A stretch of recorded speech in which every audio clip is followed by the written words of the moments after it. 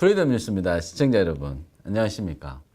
오늘은 국제정치학을 전공하신 김정민 박사님을 모시고 우리 애국 시민들의 태극기 집회에 바란다. 국제정치학자가 바라본 우리 태극기 집회에 나아갈 길과 관련해서 한번 말씀을 들어보는 시간을 가지도록 하겠습니다. 안녕하십니까? 네, 안녕하십니까? 저희 스튜디오에 와주셔서 감사합니다. 아니다, 초대해 주셔서 감사합니다. 예. 네. 우리 박사님 네. 작년에 기부하셨다고 10 몇 년 동안 학위 준비하시고 네, 7월경에 들어왔습니다. 예. 네. 얼마 동안 외국에 계신 거예요? 몽골에 계셨다면서요? 몽골에 5년 있었고 그 이전에 카자흐스탄에 8년, 그러니까 한 13년 정도 있었습니다. 그럼 거기 가서 특히 또 뭐 이렇게 미국이라든지 이런 데 안 가고 네. 그런 중앙아시아 쪽으로 유학 가신 계기가 있을 것 같은데. 뭐 계기보다는 일단 제가 세계 여행을 좋아하는 그런 성격이 있기도 하고 어렸을 때부터 좀 많이 돌아다녔습니다. 저희 아버님 직업 때문에. 네, 그랬었는데 그거 외에도 제가 따로 가고 싶었는데 사실 원래 미국 쪽을 가고 싶었어요. 네. 그랬는데 너무 많은 사람들이 가니까 저는 남들 가는 데는 또 안 갑니다. 네. 그래가지고 가장 사람들이 네. 안 가는, 사실 중앙아시아는 지금도 미지의 땅이거든요. 예. 그래서 가게 됐는데 사실 갈 때는 정말 생각 없이 갔다가 네. 가가지고 있으면서 정말 여러 가지 생각을 하다 보니까 아, 여기 오기를 잘했다 하면서 연구한 것들이 지금 오늘날 제가 한국에서 활동하게 되는 그 네. 모든 연구 내용물들이 그때 다 만들어지죠. 그 학자로서 네. 작년에 한국에 귀국할 무렵에 네, 촛불 집회 네, 대단했죠. 그리고 태극기 집회도 또한 대단했는데요. 네, 그 귀국 준비하시는 과정에서 국내에 왔다 갔다 좀 하시면서 네.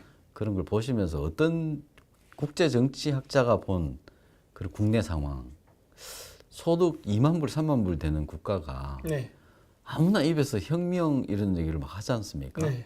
그런 상황을 봤을 때 굉장히 좀 어떻게 학자적인 관찰 대상에서 재밌을 것 같은데 그러니까 느낌이 어땠습니까? 원래 국제관계 쪽에 저는 관심을 가졌기 때문에 원래 국내 정치 안 봤습니다. 예, 이게 너무 혼탁하고 하니까 별로 관심을 갖지 않았는데 제가 이제 관심을 갖게 된 거는 어차피 제 연구 프로젝트 자체가 유라시아 횡단 실크로드, 네, 철도라든가 파이프라인이에요. 네, 결국 종착역인 한국으로 올 수밖에 없습니다. 그래서 한국에 들어와서 이제 한국 쪽 상황 이제 쭉 연구를 하다 보니까 뭔가 문제가 많다는 걸 많이 느꼈어요. 물론 네. 우리나라에서 저는 좌파나 우파들이 상대방을 비난하는 내용은 다 틀리지 않다고 봅니다. 맞다고 봐요. 네, 다 맞다고 보지만 이제 문제는 비난이 중요한 게 아니라 그거 두 개를 합쳤을 때 어떤 결과물이 나오냐를 전 중요시 봐요. 네, 근데 그 결과물을 보면은 진흙탕이 되는 것밖에 결론이 안 나는 거예요. 그래서 이거는 그러니까 결국 국정 분란으로 갈 뿐이지 건전한 방식의 토론과 문화, 그 토론에 통한 그런 민주주의적 문화는 가지 못할 거라는 걸 알게 됐죠. 네, 그래서 이제 더 연구를 하면서 이제 알게 된 것들이 우리나라 이제 그 각종 촛불 집회 당시 그거는 외세 개입이 많이 있다는 것도 제가 알게 됐고요. 촛불 집회에. 네, 그래서 제가 그런 것 때문에 비판을 굉장히 많이 했죠. 제가 원래 인터넷상에서 활동을 했지만은 그때 당시에는 고대사 갖고 했습니다. 네, 그리고 고대사 연구는 주로 좌파적 계열 사람들이 많이 연구하고 많이 봅니다. 네, 그렇기 때문에 제 팬들도 그쪽 사람들이 많은데 갑자기 제가 국제관계를 이야기하면서 우파적인 성격, 그 사람들이 봤을 땐 그런 거죠. 그런 발언을 하니까 굉장히 팬들도 많이 떨어져 나갔어요. 그리고 저에게 반발을 하는 사람도 많고 적이 되는 사람도 많았지만은 제가 그때도 얘기할 때 늘 그랬던 게 내가 고대사를 연구할 때의 관점은 딱 하나다예요. 그건 국익을 관점으로 하는 사관이다. 나는 민족사관도 모르겠고 국익사관이다. 네, 뭐 실증사관 나 이거 모른다예요. 난 이런 거 모르고 나는 국익을 기반으로 하는 사관이다. 따라서 나는 그거를 바라보고 하는 거지 당신네들이 원하는 코드에 맞추진 않는다예요. 이게 제 나름대로의 학자로서의 좀 곤조입니다. 네. 나는 협상하지 않겠다 그거에 대해서. 어쨌든 저기 네, 촛불 뭐 시민혁명이라 그러고 네. 또 뭐 에버트 상 독일 사민당에서 하는 재단에서 네. 상까지 수여했지 않습니까? 네, 그래서 마치 이제 시민혁명이 완성된 것처럼 이렇게 돼 있는데 네, 시민혁명이 완성됐지만은 우리 국민들은 네. 일부는 불안해하고 네, 또 법치주의가 훼손되는 걸 불안해하기도 하고 어떤 공허한 목소리 그리고 네. 갈등은 더 깊어진 것 같아요. 그렇죠. 그럼 이유가 뭡니까? 그래서 제가 얘기했지 않습니까? 상대방을 비판한 내용에 대해서는 저는 맞다고 본다니까요. 네. 문제는 그 합쳐서 그 이후에 나오는 결과물, 이 결과물이 진흙탕으로 가기 때문에 그런 거예요. 그러니까 지금 촛불 정부 세워서 어떻게 삶이 좀 나아졌냐는 거예요. 삶이 안 좀 나, 나아지잖아요. 결과물, 예. 안 나아지잖아요. 그러니까 네. 제가 얘기했잖아요. 그 결과가 뻔히 보이는 해 이런 행동을 왜 하냐는 거예요. 제 말은. 그러니까 상대방이 뭐 말로는 다 애국 활동한다고 했고 국가를 위해서 한다면서요. 네. 그렇다면 자신들의 행동이 거기에 맞는 결과물이 나와줘야 되는 겁니다. 안 나오는 거는 뭐예요? 그게 일종의 옛날 그 학생들을 치면 책상에 앉아서 공부는 열심히 했는데 빵점 맞는 거랑 똑같은 거예요. 시험 칠 때 빵점 맞는 거죠. 그렇죠. 결과물이 안 나. 그러면 자기가 빵점을 맞았지만 열심히 밤새워 공부했다고 그게 정당화가 되냐는 거예요. 네. 그렇지 않다는 거예요. 그렇기 때문에 지금 본인들이 지금 기껏 그 제가 봤을 때는 아무 이상 없이 가던 물론 내부적인 문제 있다 치더라도 그걸 갖다 이렇게 무리해서까지 바꿀 필요가 없었음에도 불구하고 바꿔놓고 일을 더 악화시키고 있잖아요. 이건 본인들의 책임이죠.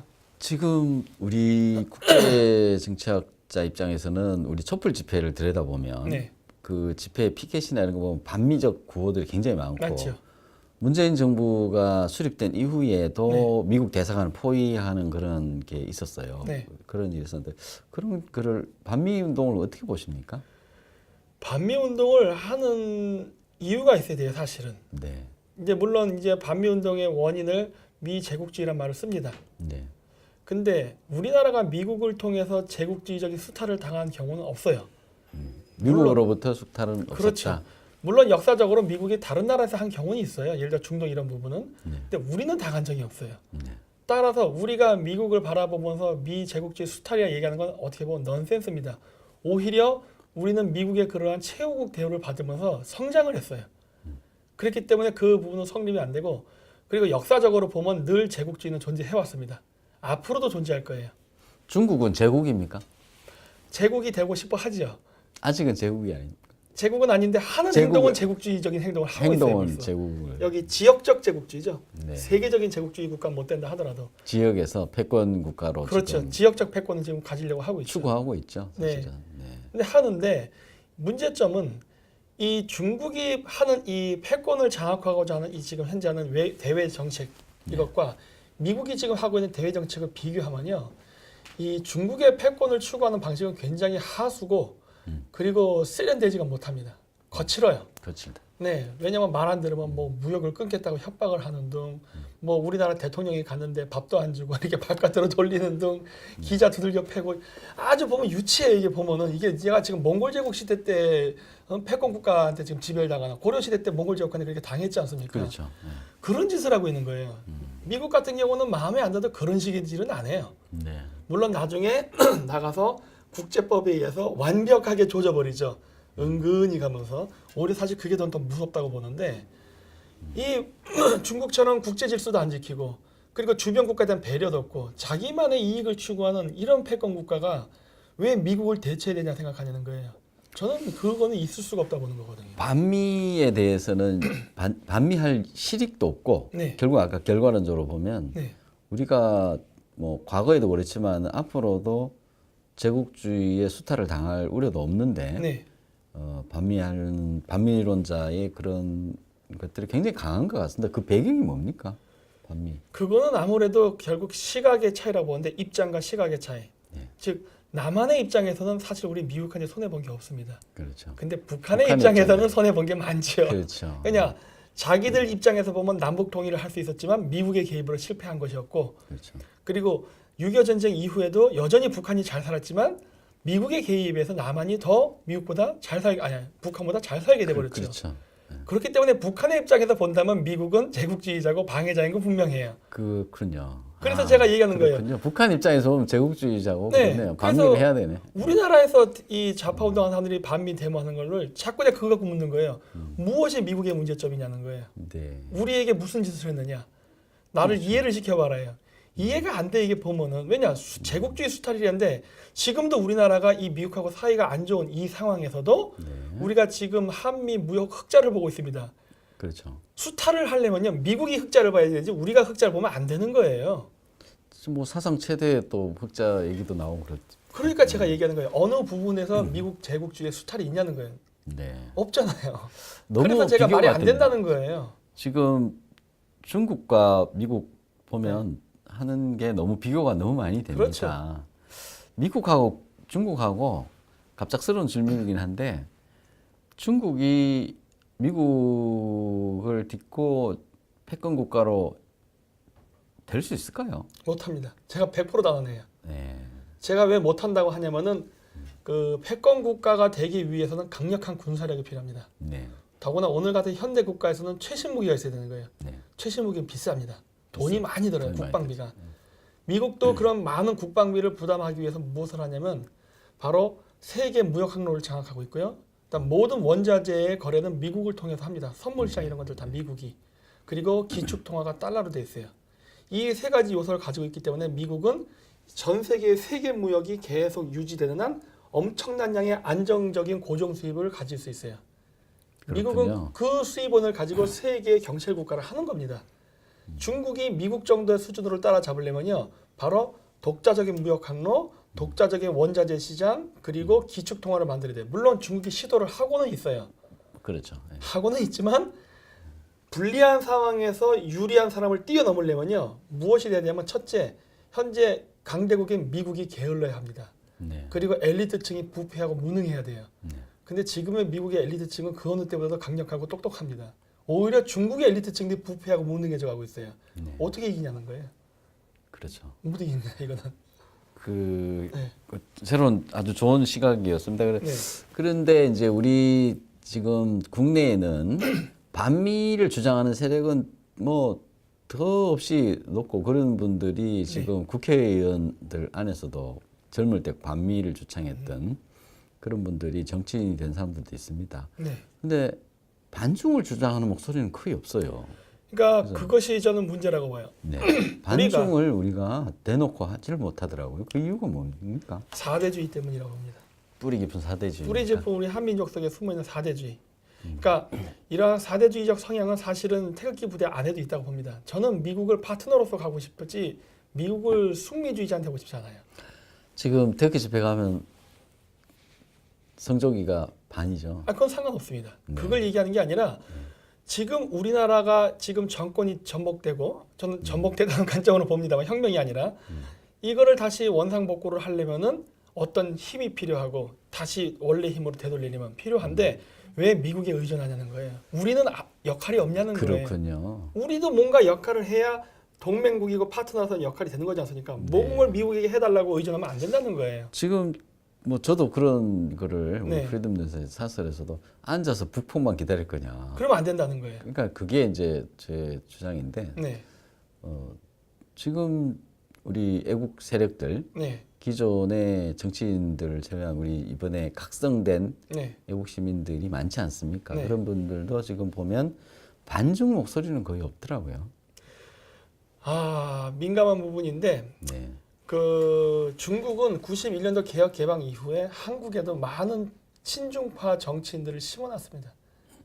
심어놓는 방법은 여러 가지 방법이 있었지만 그중에 제일 큰 것이 바로 돈이었어요. 사업적 관계로 얽혀있는 정치인들이 우리나라에 무진장 많습니다. 정치인뿐만 아니라 기업인들도 그래요. 그러다 보니까 중국하고 사업적 관계로 돈이 얽혀있다 보니까 그러니까 반중적인 발언을 못하게 돼버린 거예요.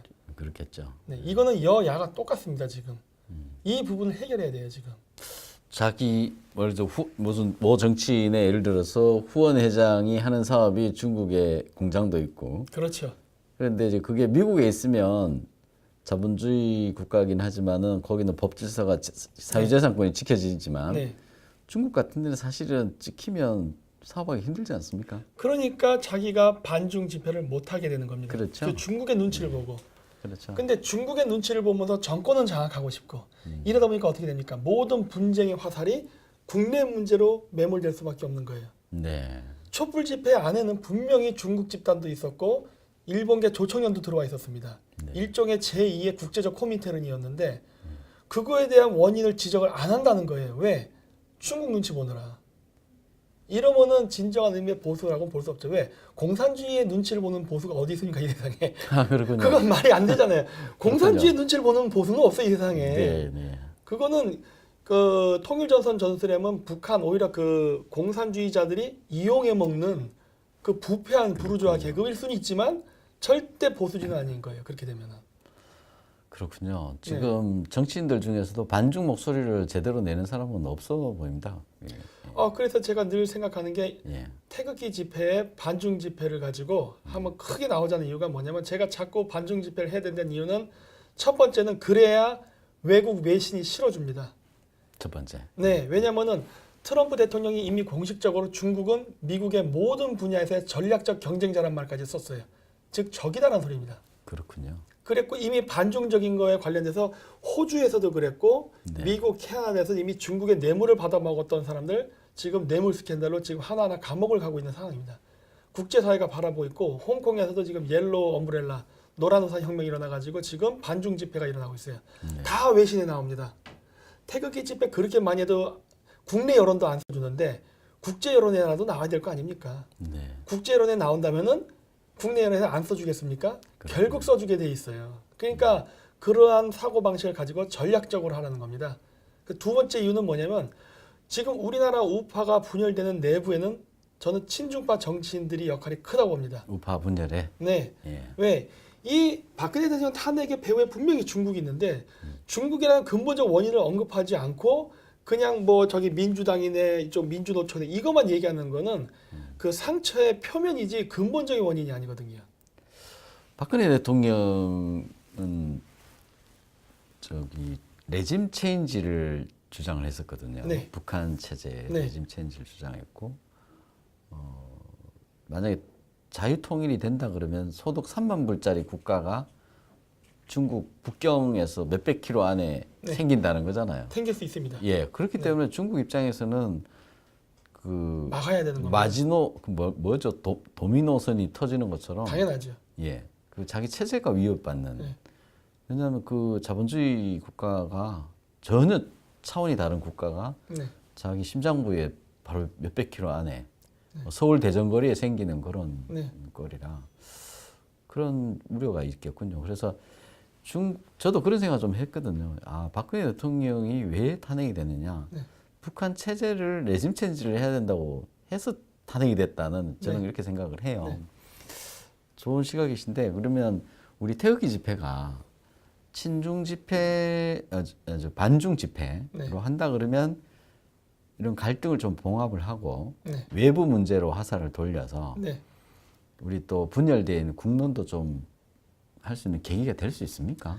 될 수 있죠. 한국 사람들이 좌파고 우파고 항상 갖고 있는 생각은 바로 외세 개입에 대한 알레르기 반응이 있습니다. 어떻게 보면 많은 젊은이들이 반미를 외치는 것도 외세 개입이라는 이미지 때문인데 사대주의면서도 또 한편은 이게 외세에 참 이게 대한 파라독스예요. 한국인이 갖고 있는 그렇군요. 어떻게 보면 양면성이라고 볼 수 있는데 어쨌든 갖고 있는 거는 현상이니까 뭐 그걸 받아주고 그래서 우리가 지금 하고 있는 모든 행동이 알고 보면은 강대국에 의해 이용당했다는 거는 굉장히 큰 쇼크가 될 수 있습니다. 그렇군요. 그래서 이 제가 생각하는 건 태극기 부대를 그러니까 태극기 집회를 강화시킨 것만을 전 이야기하는 게 아니라 네, 촛불 집회에 나갔던 젊은 사람들도 태극기 집회에 올 수 있다라는 걸 얘기하는 거예요. 그렇죠. 네, 저는 지금 태극기 집회 사람들만을 위한 그것만을 위한 의미입니다. 우리는 어차피 5천만의 대한민국 국민이에요. 물론 일시적으로 외세 이용을 당할 수도 있습니다. 모르면 당할 수 있는 거예요. 그렇죠. 하지만 모르고 당한 걸 가지고 계속 원죄론을 끄집어내면서 넌 이래서 안 된다 이렇게 나가면 안 된다는 거예요. 네. 때로는 덮어줄 거는 덮어주는 것도 좋습니다. 그러니까 몰랐다면 이제 알았으면은 우리 같이 이번에 외세 개입이 없는 독자적인 국가를 만드는데 힘을 합치자는 쪽도 얘기해야 돼요. 네. 어차피 골수 자익분자는 극소수지 대다수는 그렇지 않습니다. 그렇군요. 그렇기 때문에 다 함께 할 수 있다면 흡수해서 같이 가는 게 좋은 거죠. 지금 외국에서 오랫동안 네. 중국의 수많은 국가가 국경선 접하고 있는데 네. 잘 사는 나라가 없더라고요. 없죠. 그나마 우리 대한민국하고 일본인데 네. 예. 그 지금 우리나라는 보면은 반일 감정이 너무 강한데요.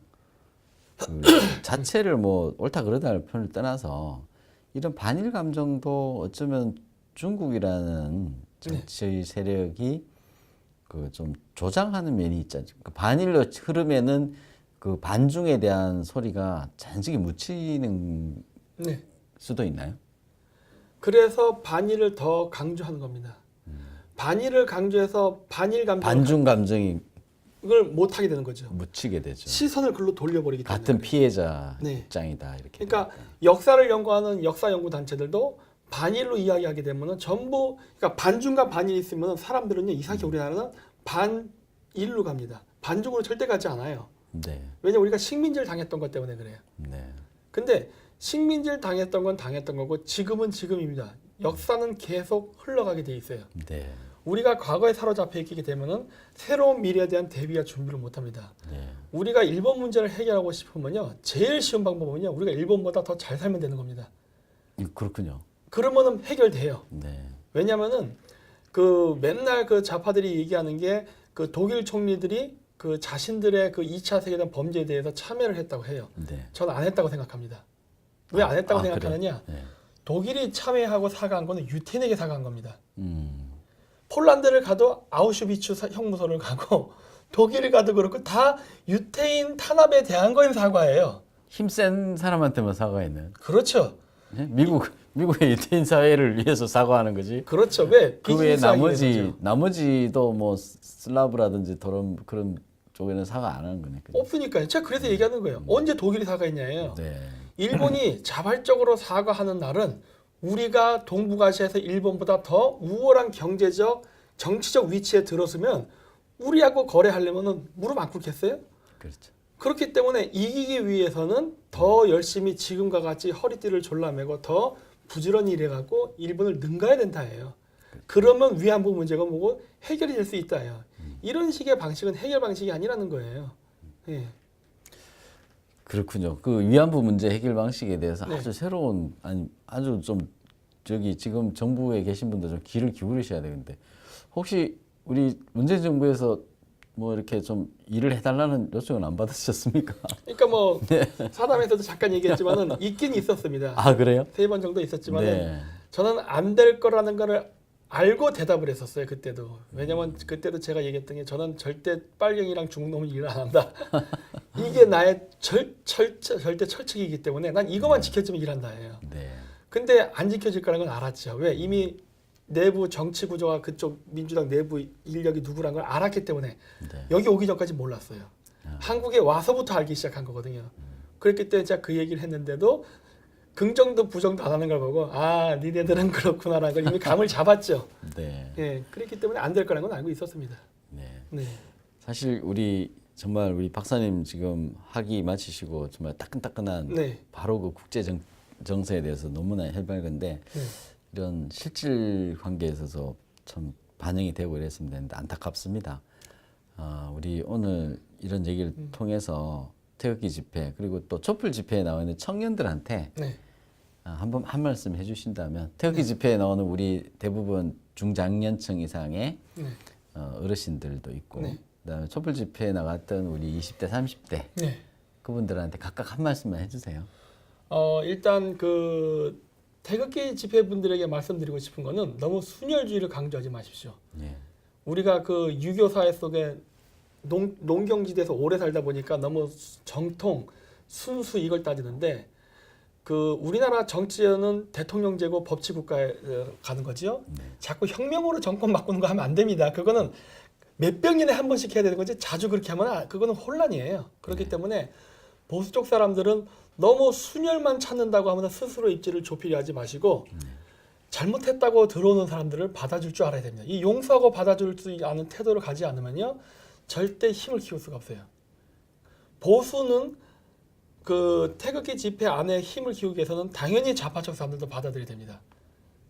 모르고 갔던 사람들도 있어요. 그런 사람들을 받아들일 수 있는 어떤 관용과 포용의 자세가 있어야 되고 그리고 좌파적 사람들도 마찬가지예요. 본인이 잘못했으면 잘못한 걸 인정할 줄 알아야 돼요.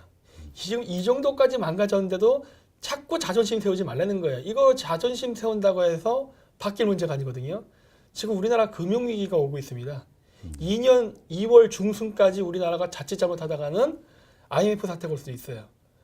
근데 그렇게 발등에 불이 떨어질 때까지 자꾸 이런 식으로 하지 말고 지금이라도 노선을 바꿀 수 있다면 바꾸고 미국하고 새로운 방식의 전략을 다시 짜서 대중국 견제 정책으로 나가야지 지금처럼 이렇게 해서는 안 된다는 거예요. 네. 그리고 청년분들도 이렇게 얘기하면 좀 제가 좀 바보 같다고 생각하실 수 있겠지만은 광화문 광장에서 굉장히 데모 많이 했잖아요. 촛불 그렇죠. 집회. 많이 나갔죠. 거기 CC 카메라 다 움직이고 그 쭉 확장되고 다 하는 것들입니다. 그렇죠. 요즘 그거 아시죠? 미국 비자 다 그 과거 행동 검사해서 발급해 주는 거. 여러분들이 치밀하건 반밀하건 상관없이 이 세상은 미국을 중심으로 하는 사회입니다. 그렇죠. 그 지금 청년들이 나이가 들어서 죽을 때까지도 그건 안 변할 거예요. 그렇죠. 본인들은 다 프롤레타리아 살기 원하지 않겠죠? 그렇죠. 프롤레타리아 살기 원하지 않을 거예요. 그렇죠. 다 부르주아가 되고 있겠죠? 부르주아가 되고 싶죠. 돈을 벌겠다는 것 자체가 부르주아예요. 그리고 그렇죠? 예 비행기 1등석 타고 세계를 누비고 싶죠. 다. 솔직히 까놓고 얘기하면 네. 돈을 번다는 것 자체가 부르주아입니다. 그렇죠. 프롤레타리아 무상계급 아닙니까? 네. 그 뭐 나는 뭐 공부 열심히 안 하고 연예인으로 성공하나 연예인 성공해서 돈 벌어도 부르주아죠. 돈을 벌면은 그렇죠. 저는 부자가 되는 걸 절대 악하다 생각하지 않기 때문에 그런 거예요. 자본주의적 사고방식이에요.